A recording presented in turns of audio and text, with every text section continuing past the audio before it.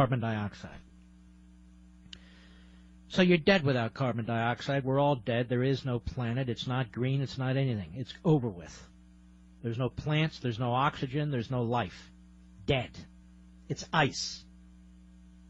The Earth is one big ice ball.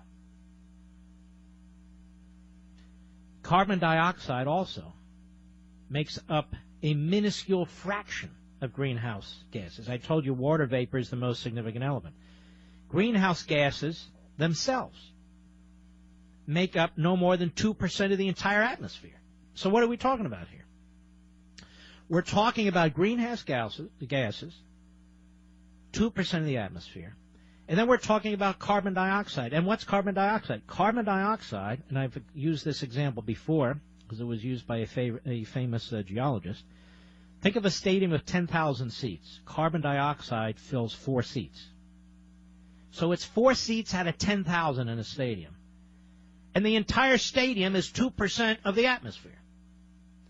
So it's a minuscule amount, and yet it has massive ramifications on our economy, on your liberty, on our lifestyle, when they seek to quote-unquote regulate it.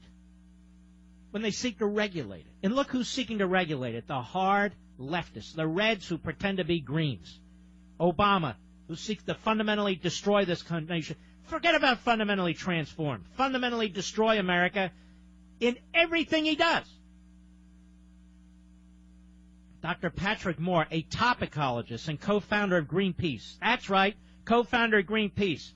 He's among the many experts who have insisted that, quote, there is no scientific proof that human emissions of carbon dioxide are the dominant cause of the minor warming of the Earth's atmosphere over the past century. If there were such proof, it would be written down for all of us to read. No actual proof, as it is understood in science, exists. And I told you about the 31,000 experts who agree with him, who signed that petition. If you take a look at Liberty and Tyranny.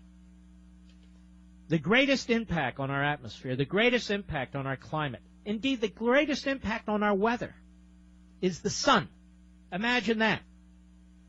And it's these sunbursts that have the greatest impact. So when the sun is, if you will, quiet, then the climate isn't affected that much.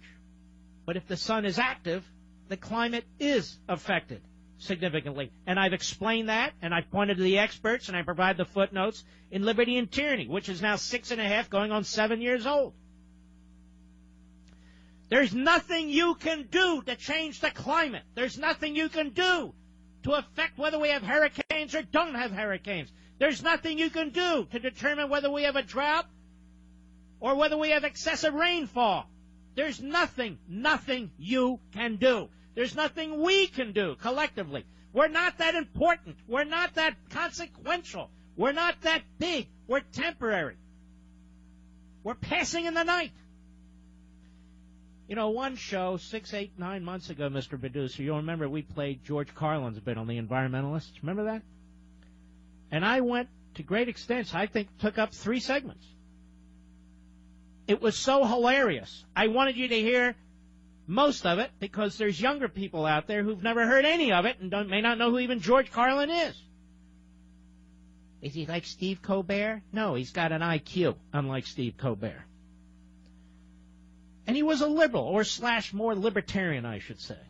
A liberal slash libertarian. I know, but that's what he was, and many people are. He said, what a bunch of kooks who actually believe that man today, that we somehow can affect this earth, this massive planet, with this massive atmosphere, with a massive space around it. Like somehow, if we wanted to, we could affect the climate. It's so absurd. Or somehow, if we wanted to, we could affect the oceans. And what Mother Nature does. This is like Jim Jones. This is like the liberals in the Democrat Party, Jim Jones, the Kool-Aid drinkers.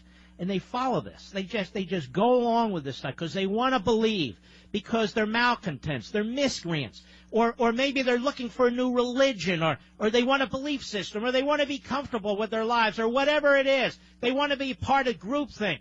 You know, there's so many brilliant men who've written about so many things. Eric Hoffer will tell you about mass movements. Read his True Believer. I cited that many times. Read Alexis de Tocqueville in the 2 volumes of Democracy in America. He'll explain to you what's going on in this country. Read Saul Alinsky. Don't buy it. Get it in a library. But read it, and you'll see the manipulation of the so-called middle class and how Obama is a student, a top student of Alinsky. It'll all come together for you. You'll see the whole thing, or read the first chapter of Ameritopia, and you'll get it. It's all part and parcel of the same thing. It's incredible.